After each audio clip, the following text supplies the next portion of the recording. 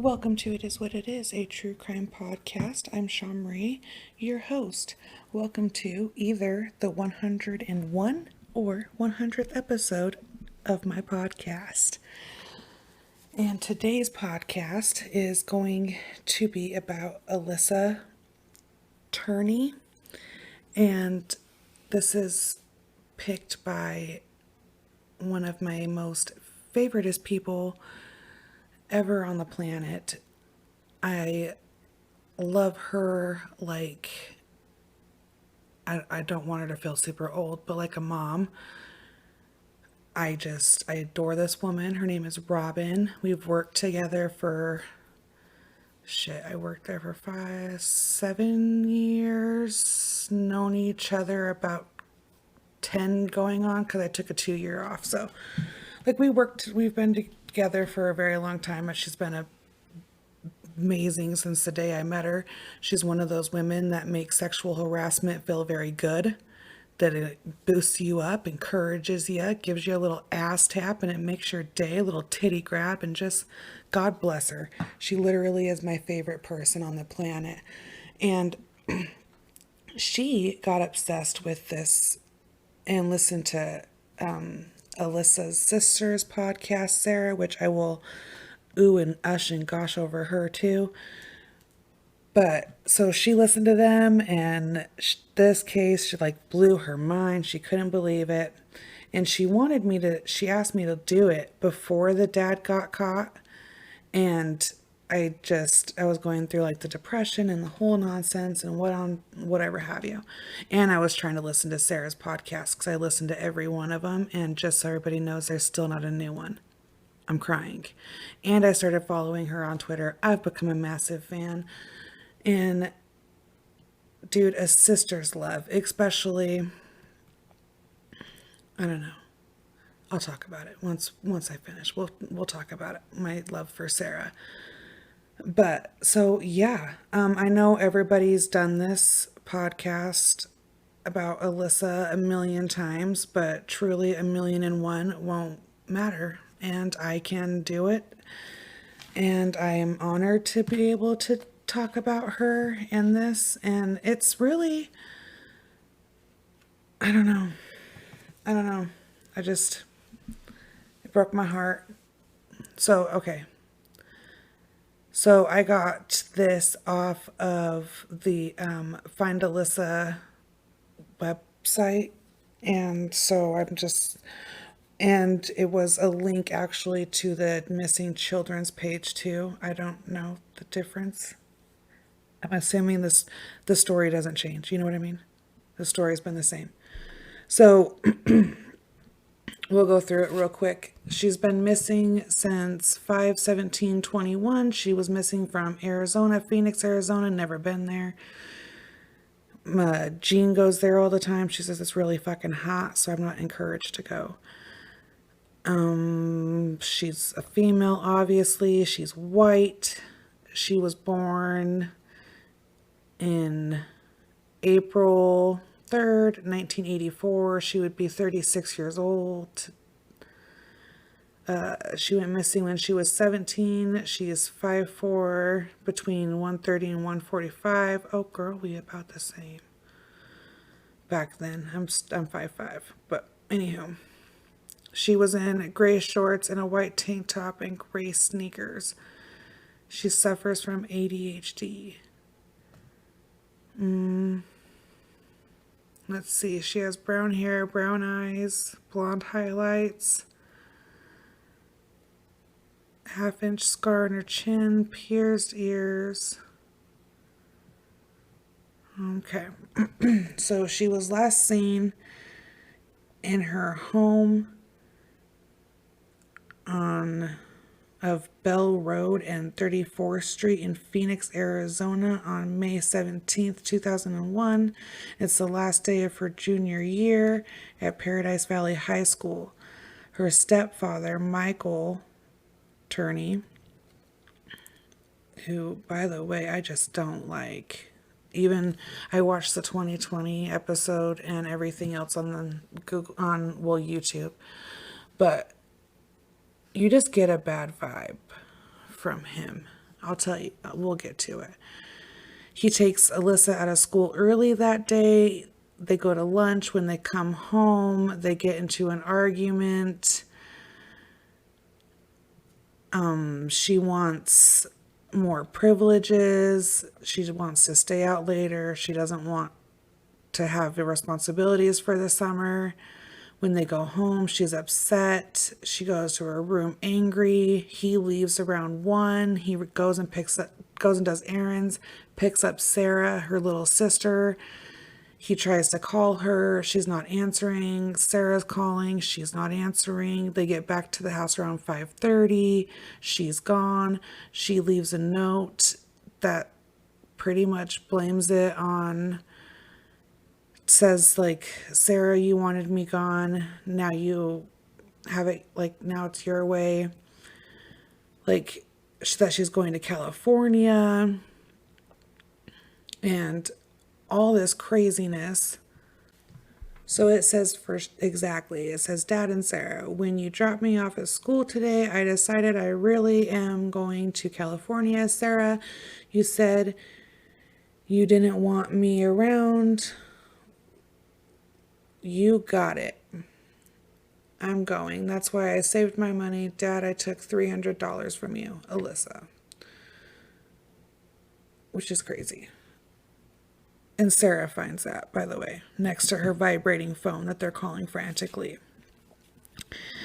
The dad says a week later that they get a phone call from a payphone in California that she's cussing, yelling, and everything else.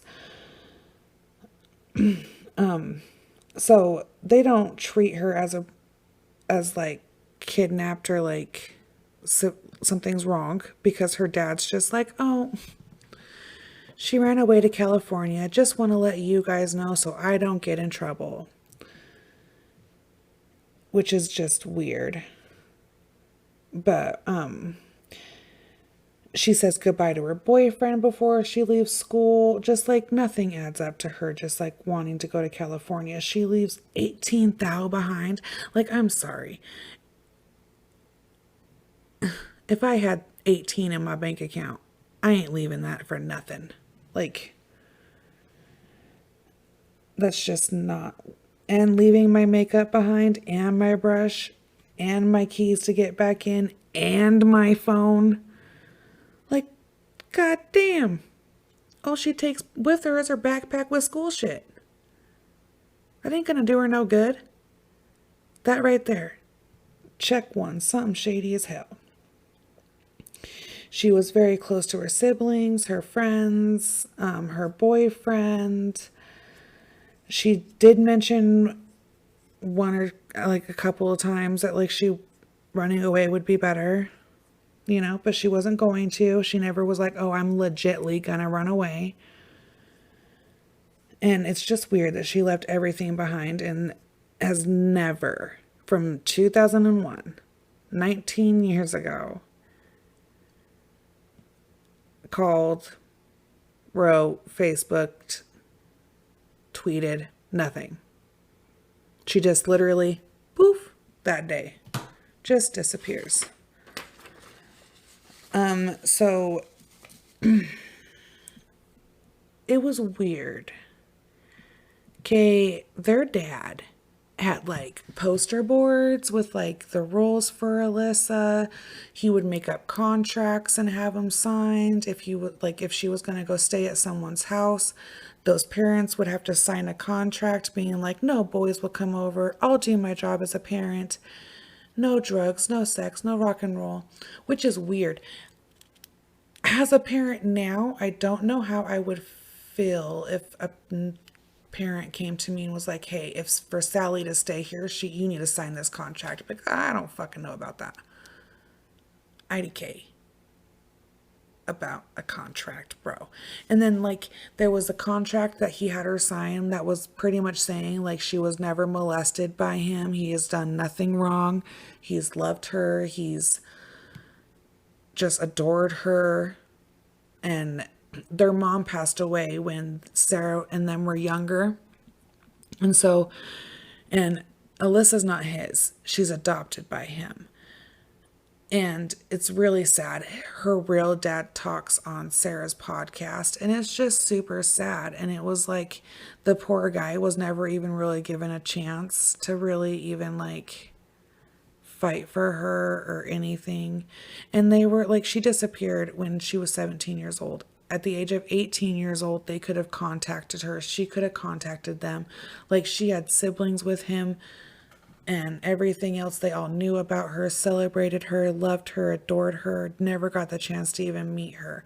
Her stepmom would like search her name from time to time just to like keep track of her.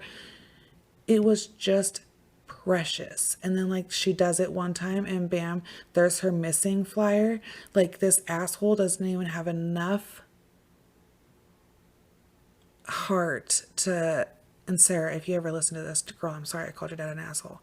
But like, I don't know. It just rubbed me the wrong way. It made me super sad. Super, super sad. This guy truly loved her, and it wasn't like he gave her up for adoption because he wanted to. He literally was like told that she was already adopted. Not that she was going to be adopted, that she already was adopted. And she was like 2 years old the last time he saw her, and that's like the image he has of his daughter, besides like obviously her missing poster and stuff like that, is his toddler. How heartbreaking and devastating. I couldn't even handle it. It just made me, oh, it broke my heart. But he kept cameras all over his house, not like on the outside of his house. That's normal, okay? Like, I'm down for outside surveillance. That's totally okay. But like, there was a camera in the vent in the living room, and like even her friends knew, like, oh, we don't talk about shit in Alyssa's room because her dad's fucking listening, and there's a recorder somewhere, there's something. And when anybody would call their home, a recorder would like kick on and start recording the conversations. Even calling Domino's was recorded. Like, literally, he recorded everything to keep tabs on her. And there's no contracts for Sarah. Like, Sarah's not being given contracts. The brothers aren't doing contracts. Like, I guess there was some contracts with the brothers, but like not to the extent that there was with Alissa. It's really weird at 17 years old that like, and these obviously were going on before she was 17. So to be signing a contract and like, I don't know. A lot of red flags there. So they were just really like, I can't get over them really. Like, that's one of the things that gets me is the contracts really. And why no one, and I'm not doing the blame game and being like, someone could have saved her, blah, someone pointed out. I'm not doing that. But like, a contract, bro, with your child. And not just any contract, like you promise to clean your room every Tuesday for now until you move out of the home. No, it's a contract being like, you say right here, right now, I never did anything to you. I didn't molest you. I've always treated you kindly, nicely, blah, blah, blah, blah, blah. Fuck off, dude. Like, no. And I guess Alissa was a badass because she was starting to rebel and she was starting to tell people. And she's told a couple people in her life that like he would pick her up from school and drive out to like desolate roads and try to be handsy and shit. Even made her walk home one time when she got out and like refused to do some fucking stepdaddy daughter shit. And like, she walked. She was set in her ways. She knew what was right and what was wrong. And it's just, I don't know.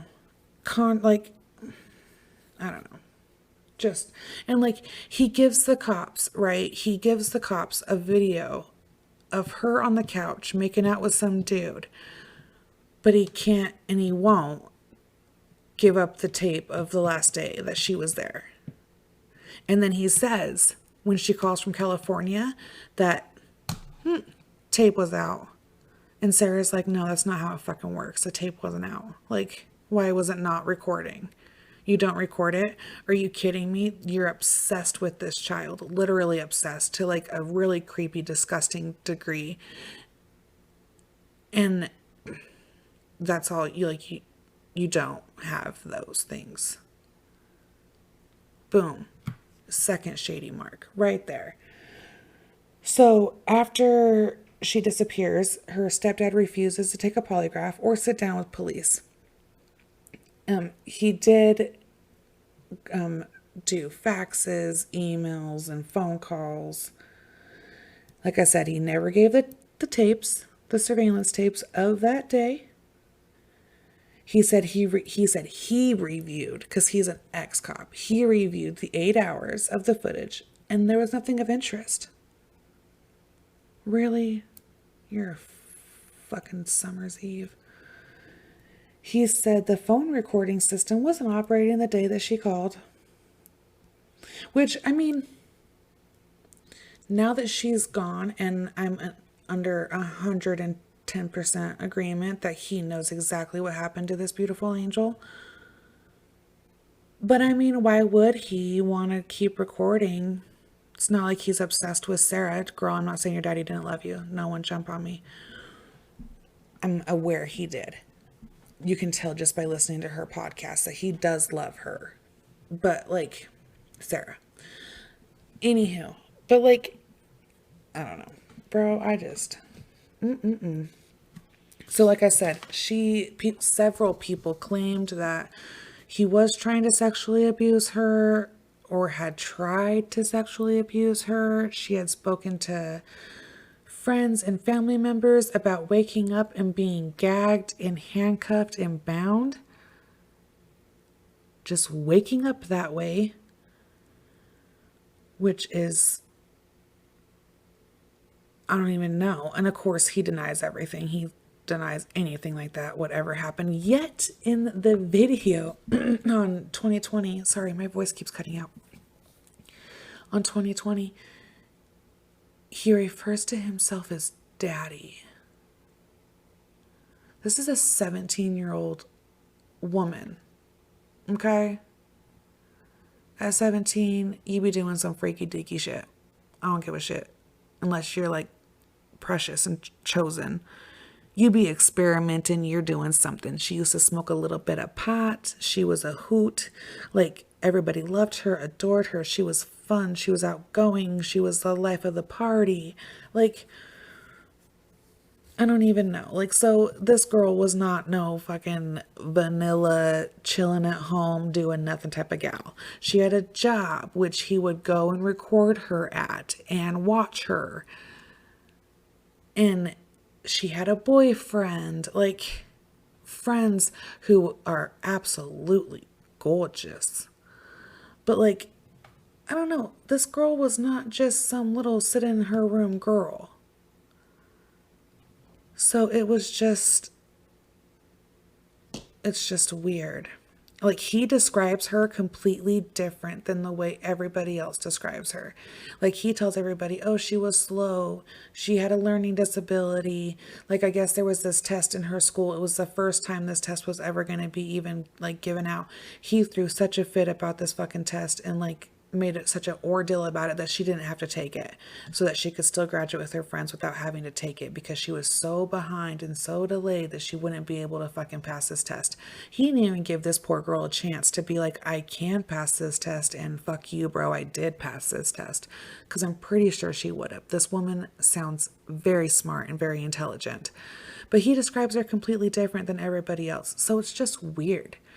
A year before she goes dissing, he goes missing, before she goes missing, he himself calls Child Protective Services and tells him that she was going to file a complaint against him, and he just wanted to let them know that she was lying. He says that he has cameras and recording devices for security reasons, and that they were not to observe his children's activities. And it got so bad that, like, when she goes missing, Sarah is like, hey, dude, this is fucking creepy. Stop. And he's like, okay. you go take over the master bedroom so you know what's going on. Because, like, that's where all the recording devices and shit were. So she could know, like, that he wasn't recording her. He just gave it up. He's like, yeah, for sure. You go in there, honey. Go. In December 2008, the police execute a search warrant on his home. Okay. And he had bought the house right across the street from his house. So, like, he could just admire his old house. And meanwhile, okay, up until this point, Sarah, even a little afterward, is still all gun-ho, like, I love my dad, daddy's girl, sweet as can be. Like, they move across the street and she's just like, shit, it was a quick, easy move, folks. There's nothing shady about it. Nothing's weird. Nothing's going on. She's just the sweetest little innocent angel. Like, she wasn't. I guess she was the one that, like, if you really wanted to party and get down with a Turney sister, you'd be calling Sarah to have a good time, which even by her gorgeous looks and her eyes, that girl knows how to get down. Anywho. So, like I said, they were searching for evidence. They found the videotapes. They found some other things going all the way back to 1980s, but none of the ones from the day she disappeared. They found 19 hand caliber assault rifles, 2 homemade silencers, a van filled with gasoline cans, 26, one more time, 26 homemade explosive devices filled with gunpowder and roofing nails. It was the largest stockpile of explosives discovered in Phoenix police history. More than 100 neighbors and everybody else were evacuated out of their homes and taken away. On his person, he's carrying 2 handguns, a recording device, several magazines of aluminum, a knife. When he's arrested, you want to know where they arrested Dad at? The fucking mailbox.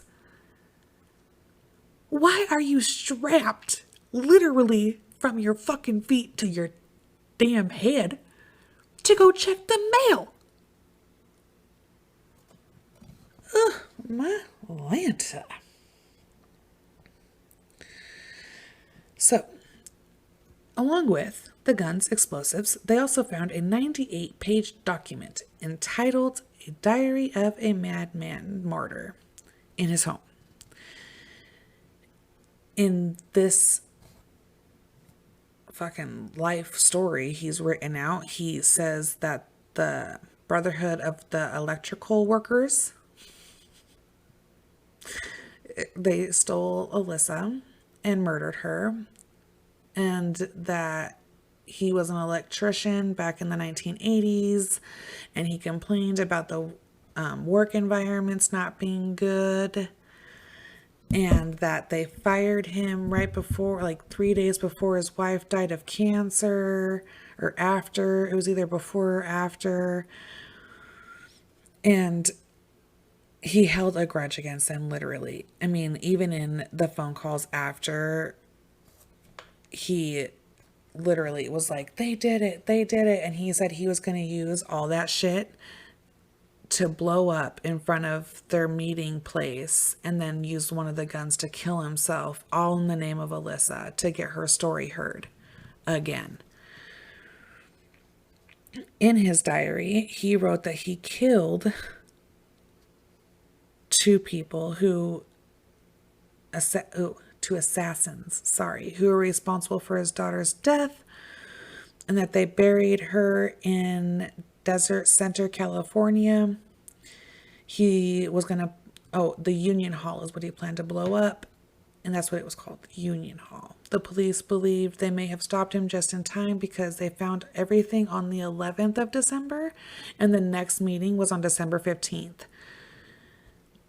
Afterwards, after he was arrested, he went on 2020 and said that the bombs weren't there before he went outside to check the mail, and that the police planted every one of them, that he did not, and that he was not, like, that he wasn't going to, like, he wasn't gonna blow up anything.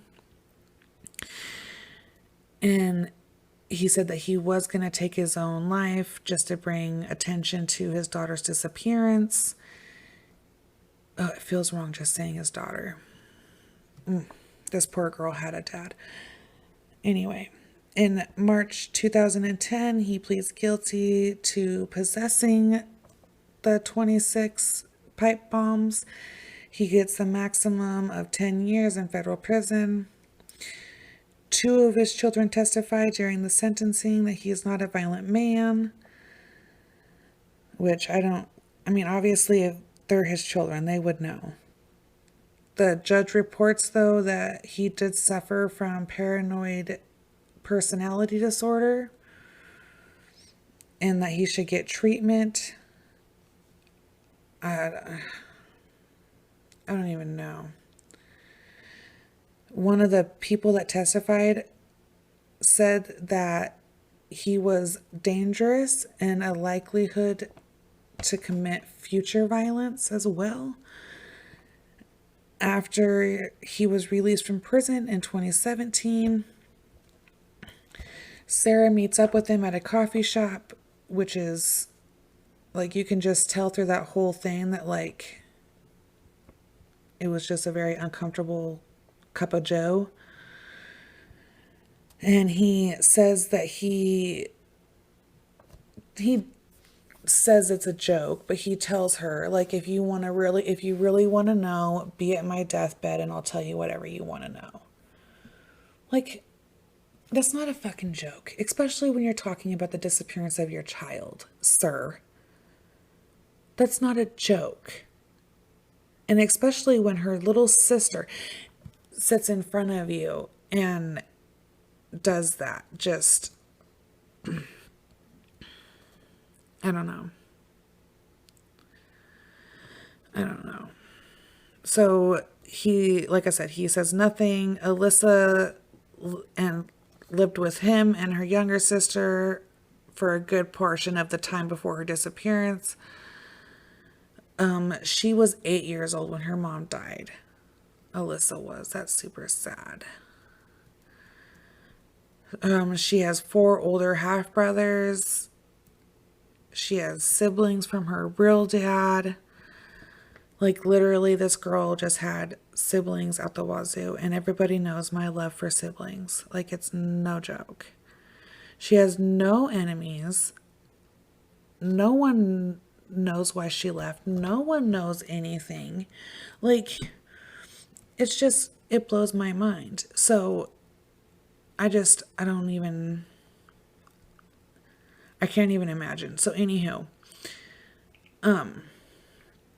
why this hit me so hard was because everybody knows if you listen to my podcast for a long time, my sister was sexually abused by our father for a good portion of her life. Very, very long, actually. And, well, you guys don't know this part of it, but, like, my sister tried to end her way out of it by committing suicide, and thankfully that did not work, but that's what she did. And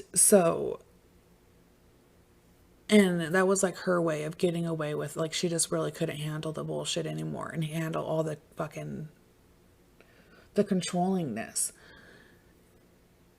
And I have a million siblings, but my little sister was she was a daddy's girl. She was, still is. And,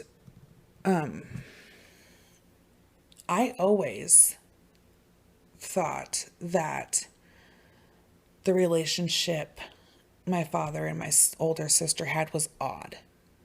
I never was okay with it. But me and him, like I've said before, we never really saw eye to eye, literally ever. Even, I don't mean it to sound rude, but like as far back as I can think, me and him have never really vibed. And I, like everybody, just so everybody knows, because I do have family that listens to this, I do not speak on him as a person today because I don't know who that person is. From what I understand, it's a different person. I don't. He's one of those people that went to prison, found Jeebus, he was forgiven, so on and so forth, have you. I myself have not come to that part in my life. So, anywho. So don't hate me. Don't fucking judge me. And from what I hear, my father listens to my podcast, and so I'm sure he doesn't mind. It's the truth. It's not like he can sue me. It's the fucking truth. But anyway, just hearing how Alissa was treated. I remember when my sister got her first boyfriend. And like I had to point it out to my mother when all of like all this happened and so on and so forth. They're like, "Oh, that was weird that like, when those two started dating, he kind of he acted like like he got cheated on." Like, you know what I mean? Like he mourned. And I remember the first time that my father claimed that my sister lost her virginity, right? And it literally was this huge, huge, massive ordeal. Like it was like my sister got in so much trouble. It was this huge going on thing. Like there was lectures, and she dated the older brother to my junior high school, my high school sweetheart's brother. So I was dating him. She's dating the older brother. They sneak over to our house. I'm ratting them out, but they sneak over to our house one night, right? And our father's bedroom is in the basement right below my sister's room. And she's the only one our whole lives that had a fucking her own bedroom. Like a house full of children, we're packed in there like goddamn sardines. Like it makes sense why, but like we all fucking despised her for it. Anyway, but like this motherfucker, okay, he hears them, hears their footsteps. And so they have to take off running. Here he comes. And they were drinking blue ices, and they had left like icy prints outside my sister's window, like blueprints. And our father was in the army, and he had like this little army flashlight thing, and he all goes out there and sees the blueprints and whatever have you. Screws this bitch's window shut. Like, I'm not even kidding. Like, so just like like the possessiveness, how they feel like the child they're abusing is theirs. And he would always, like, in my head, he always tried to get me and my sister to not really get along. And like you can even hear it when Sarah talks to her dad in one of the phone calls. He's like shocked that Sarah is saying she's so close to her sister. He's like, what? That makes no sense to me. And it's just weird. Like he puts off like this, like, oh, I didn't realize you two were so close. And it's like you were so obsessed with her that you didn't even see that like this girl had a relationship with her sister. It's her sister. You know what I mean? Like me and my sister, like if this ever happened to my sister and my sister has ever come up missing, I only pray to God that I have the strength, the heart, the determination, the courage. Oh my God, I don't even know. Just the amazing amount of love that Sarah has for her older sister literally breaks me. Like she thanks everyone in her podcast when he gets arrested. She thanks everybody, and that was in August, just so everybody knows. August 20th. But she's literally bawling. And she's saying, like, after 20 years, we did it. We got my sister justice. She's gonna get justice. A sister's love is unlike any other sister. It's like unlike any other thing, dude. It really is. And she started doing like TikToks, and girl, I'm sorry, I don't TikTok. I don't know what the hell I'll have my little sister look up your TikTok and she'll send me some shit, but I don't TikTok. But like, she used social media. She did interviews, and I did hear her story for the very first time. I heard it on Morbid. And I was listening to it and I was like, oh my God, this is giving me my dad vibes. And even when he talks, like, I get that creepy vibe. Like, just like when he's like, oh, daddy's not going to be happy. Chills go up and down my spine. And when I hear that, like, there would be like Alissa would want to go do something, and the dad would be like, well, what are you going to do for me?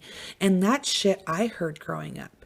And I was 13 when he went to prison. So even then I was like, what the fuck do you mean? What is she going to do for you?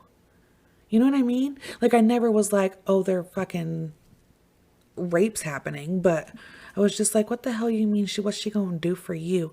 Meanwhile, I could literally have murdered every child on the block and he would have never blinked an eye. Like, ever.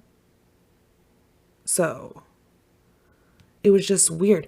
And there's a total of 5 of us. And so you have my brothers who are sports stars. Well, they were. And then you have my little sister, who's just like the cutest. She's like a little button. I convinced her that she was Chinese when we were little because I dressed her up like Mulan. She has very thin eyes. And I convinced her that she was like adopted. She's my favorite.